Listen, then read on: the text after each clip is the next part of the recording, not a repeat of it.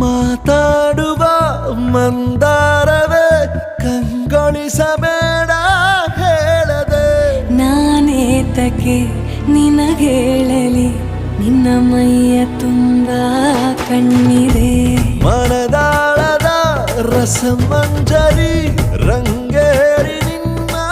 ಕಾದಿದೆ ಬಿಸು ಮಾತಿನ ಪಂದ್ಯಾವಳಿ ಆಕಾಶವಾಣಿಯಾಗಿದೆ ಸಂಜೆಯ ಕೆನ್ನೆಯ ಮೇಲೆ ಬಂದು ನಾಟಿದೆ ನಾಚಿಕೆ ಮುಳ್ಳು ಮನದ ಮಗು ಹಠ ಮಾಡಿದೆ ಮಾಡುವ ಕೊಂಗ